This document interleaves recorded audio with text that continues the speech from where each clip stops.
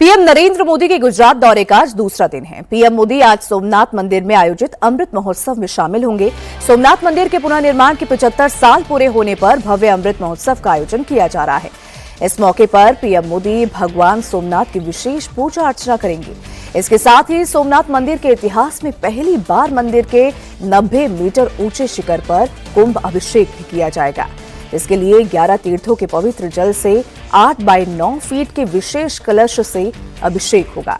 इस दौरान 51 ब्राह्मण अतिरुद्र पाठ और वैदिक मंत्रोच्चार करेंगे, तो वहीं महारुद्र यज्ञ में 1,25,000 आहुतियां अर्पित की जाएंगी। साथ ही ध्वजारोहण कार्यक्रम भी होगा। इसके बाद सोमनाथ मंदिर के गौरव के सम्मान में भव्य एयर शो होगा, क्योंकि सोमनाथ केवल एक मंदिर नहीं, हमारी सभ्यता का एक अटूट संकल्प है। तो भगवान शिव के 12 ज्योतिर्लिंगों में प्रथम कहे जाने वाले सोमनाथ महादेव के दरबार में सोमनाथ अमृत पर्व अब मनाया जा रहा है।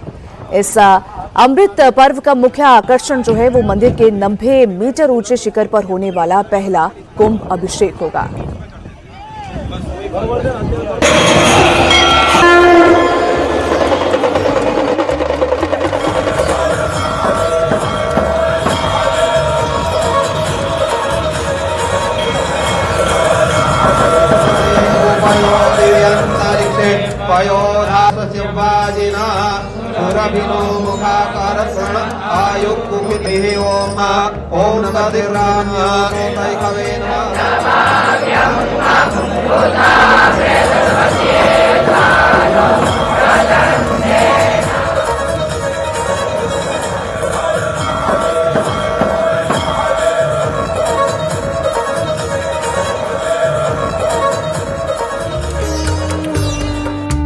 भगवान शिव के 12 ज्योतिर्लिंगों में प्रथम सोमनाथ महादेव के दरबार में सोमनाथ अमृत पर्व मनाया जा रहा है। 75 साल पहले भारत के आध्यात्मिक इतिहास की इस विरासत को फिर से संवारा गया। भारत के तत्कालीन राष्ट्रपति राजेंद्र प्रसाद ने इस भव्य मंदिर का उद्घाटन किया था। आज जब 75 साल पूरे हो रहे हैं, तब भव्य महोत्सव मनाया जा रहा है।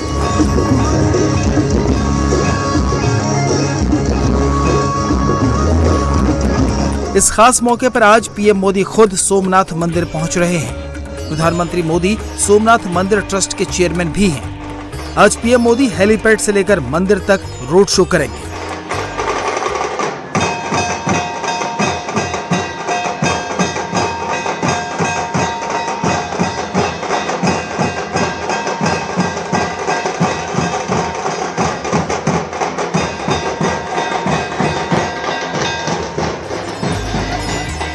पीएम मोदी के स्वागत के लिए रास्ते के दोनों तरफ भारतीय संस्कृति और सभ्यता की झलक भी दिखेगी।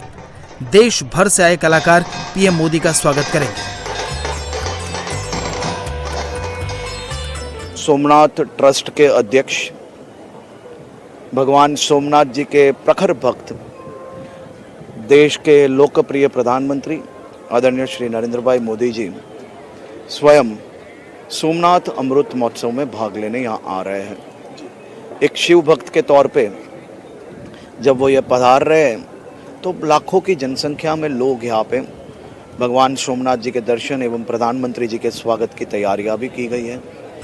सोमनाथ मंदिर पहुंचने के बाद अमृतसर महोत्सव के मौके पर पीएम मोदी भगवान सोमनाथ की विशेष पूजा करेंगे। ओम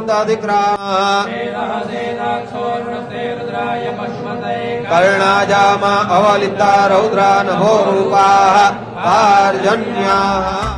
इसके साथ ही प्रधानमंत्री मंदिर के शिखर के कुंभाभिषेक, ध्वजारोहण और एयर शो में शामिल होंगे।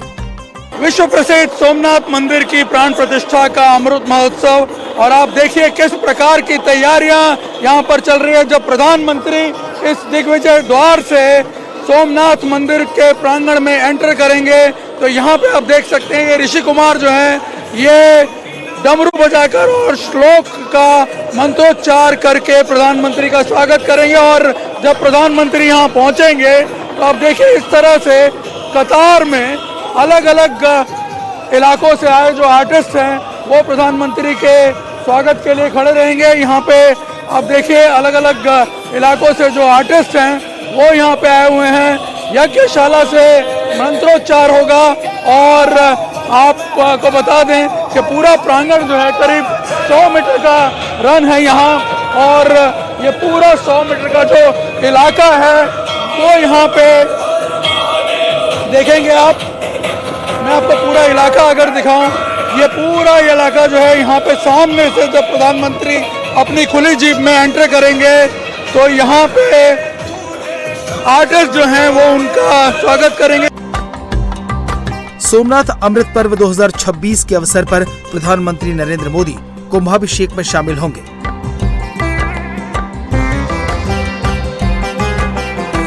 सोमनाथ मंदिर के इतिहास में पहली बार 90 मीटर ऊंचे शिखर पर कुंभाभिषेक किया जाएगा। यह ऐतिहासिक अनुष्ठान 11 तीर्थों के पवित्र जल से पूरा होगा। इसके लिए 8 बाय 9 फीट के विशेष कलश से अभिषेक किया जाएगा। इस दौरान 51 ब्राह्मण अतिरुद्र पाठ और वैदिक मंत्रोच्चार करेंगे। वहीं महारुद्र यज्ञ में 1.25 लाख आहुतियां अर्पित की जाएंगी। सरदार पटेल के जो संकल्प थे, सरदार पटेल का जो संकल्प था एक भव्य सोमनाथ मंदिर का निर्माण करना है, तो यहाँ पे आप देख सकते हैं आज वो भव्य सोमनाथ का मंदिर जिसकी दिव्यता यहाँ पे अगर आप देखेंगे तो पूरा विश्व जो है वो अनुभव करता है। सामने अगर आप देखें करीब 1500 जितने जो स्वर्ण कलश इस पे लगा दिए गए हैं, और ऊपर वहाँ पे आप देख सकते होंगे ये जो क्रेन है इसके जरिए कुंभ अभिषेक भी किया जाएगा। प्रधानमंत्री जब पहुंचेंगे तो सबसे पहले वो महापूजा करेंगे और उसके बाद फिर बाहर आकर के यहाँ कुंभ अभिषेक किया जाएगा। अमृत महोत्सव को भव्य बनाने के लिए भारतीय वायुसेना की Surya Kiran team air show करेगी। शो की शुरुआत सुबह 11 बजे होगी, जब सूर्य किरण टीम रंगीन धुएं के जरिए विशाल भारतीय तिरंगा बनाएगी जो राष्ट्र की शक्ति और एकता का प्रतीक होगा।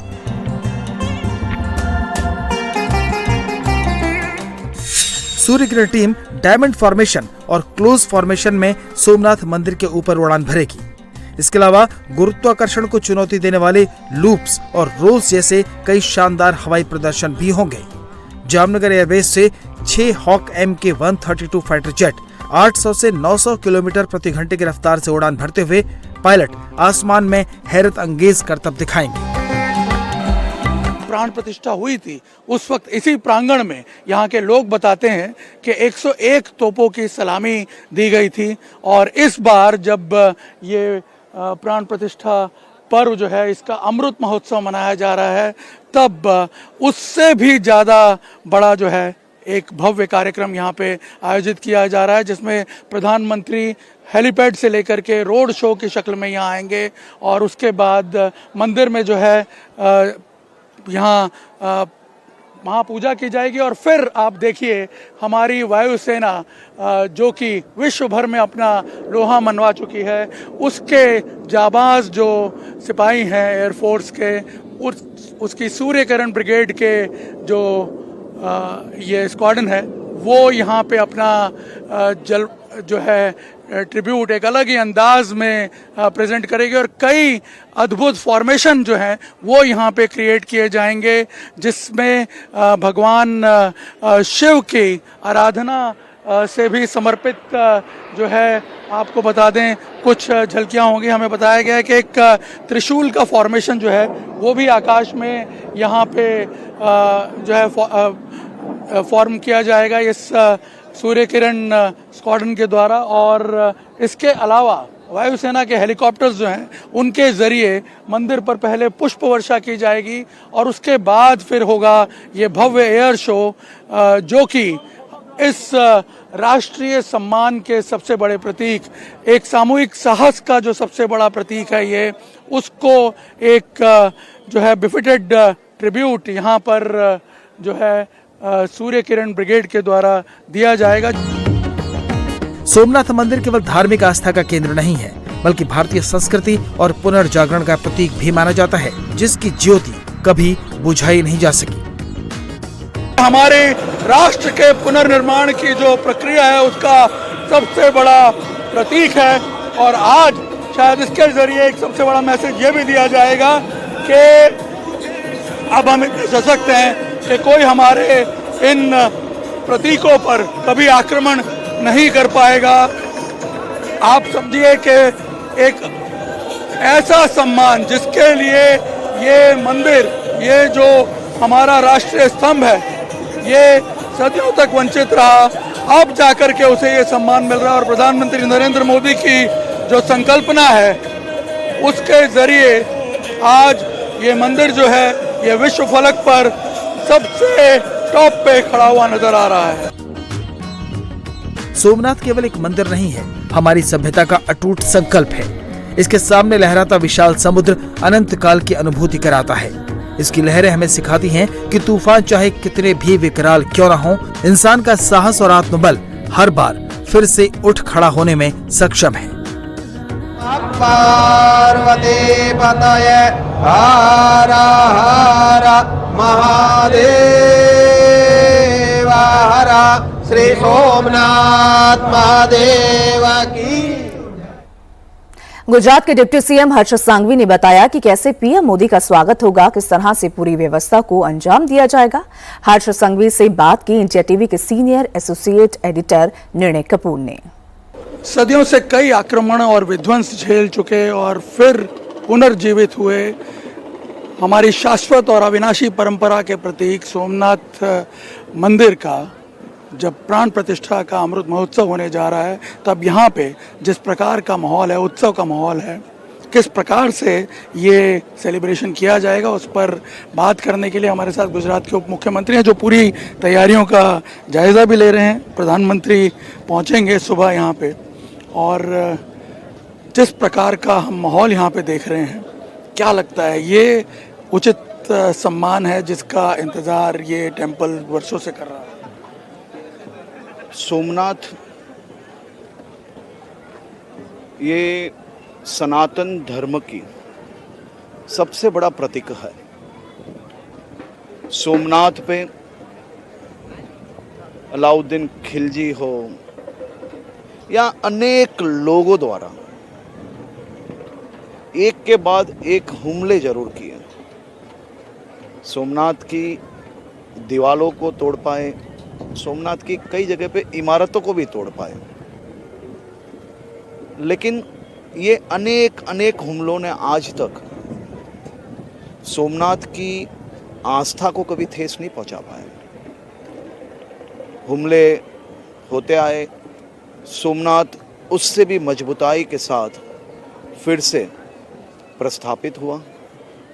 सोमनाथ अमृत महोत्सव की तैयारियां पुरजोश में हो रही है। सोमनाथ ट्रस्ट के अध्यक्ष भगवान सोमनाथ जी के प्रखर भक्त, देश के लोकप्रिय प्रधानमंत्री आदरणीय श्री नरेंद्र भाई मोदी जी स्वयं सोमनाथ अमृत महोत्सव में भाग लेने यहाँ आ रहे हैं।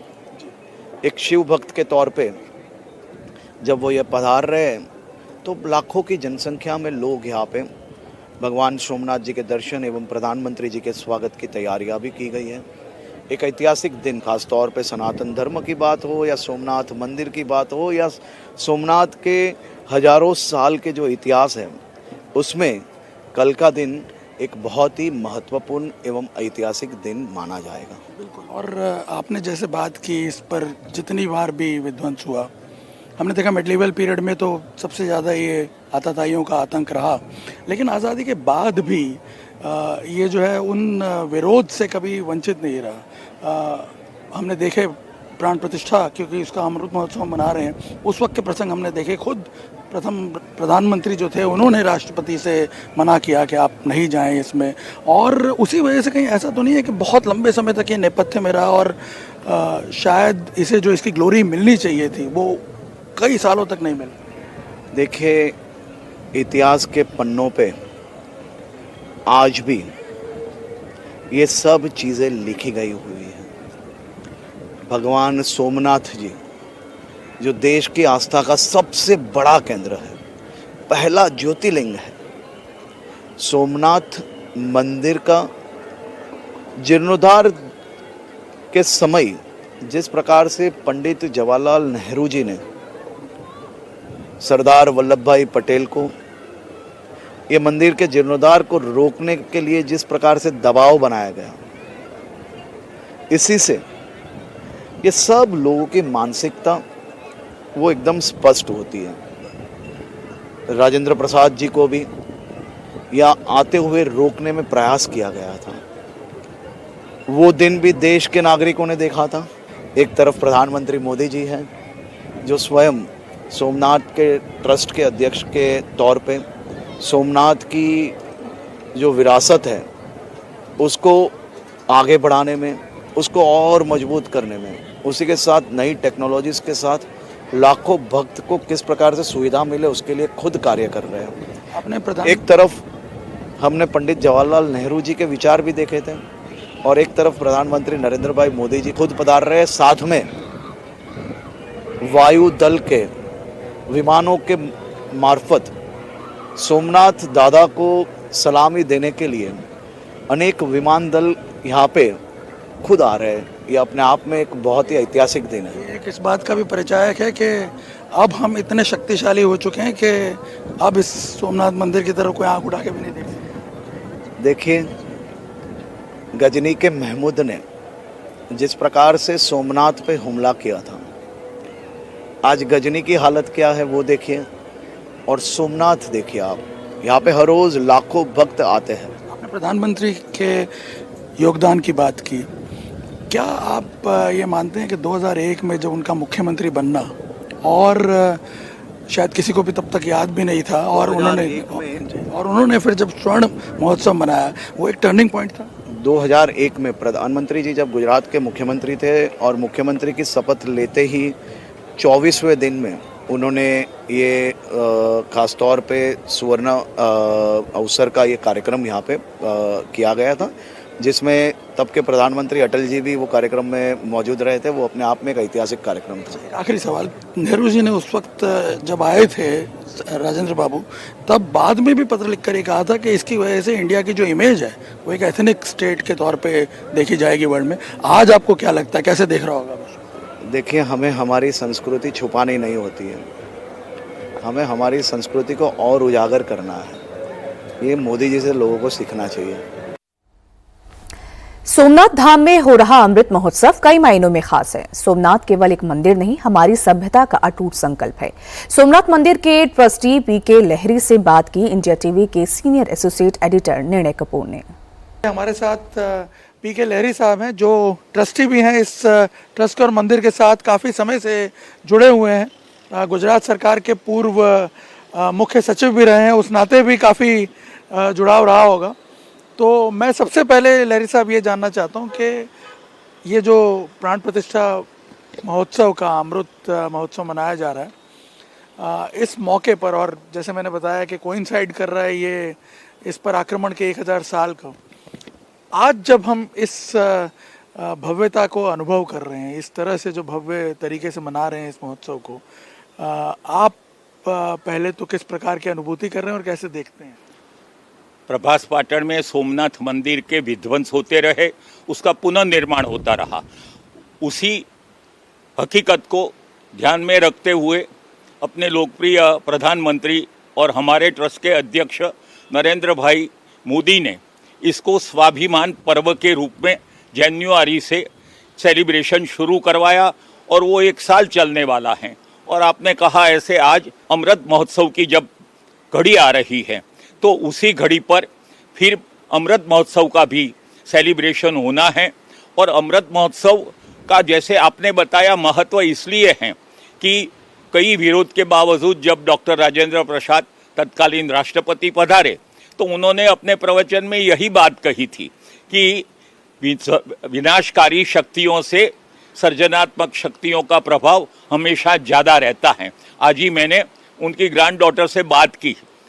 उनके पिताजी ने, राजेंद्र प्रसाद के पुत्र ने भी एक इसी तरह क्या क्या हुआ था उसको राजेंद्र प्रसाद के मुंह से जो सुना था उसी को लिखा है। मैंने वो किताब भी मंगवाई है। और हम सब जो वंशज हैं, ये 75 साल पहले जिन्होंने अनन्य प्रदान किया है, तो प्रधानमंत्री नरेंद्र भाई की इच्छा है उन लोगों का भी संपर्क किया जाए, उनको प्रसाद भेजा जाए, उनको दर्शन करने के लिए निमंत्रित किया जाए।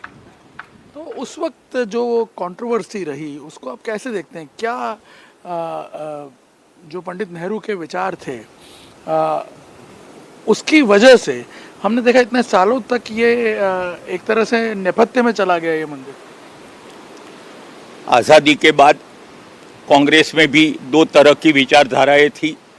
एक विचारधारा थी कि जब धर्म के नाम बंटवारा हुआ है तो विधर्मियों को भारत में रहने देने का कोई मतलब नहीं है, कोई ज़रूरत नहीं है। उसके सामने उन्होंने कहा कि दूसरे लोग कम्युनल हो सकते हैं मगर हमारे देश की परंपरा के मुताबिक हम लोग कुछ उदार रहे। वो उदारता और हकीकत जो भूमिगत थी उनके बीच का जो संघर्ष था वो काफ़ी समय तक चल रहा, आज भी छुटपुट वो चल रहा है। मगर अब एक बात धीरे धीरे स्वीकार हुई। राम जन्मभूमि में सुप्रीम कोर्ट के जजमेंट ने अलग बात की।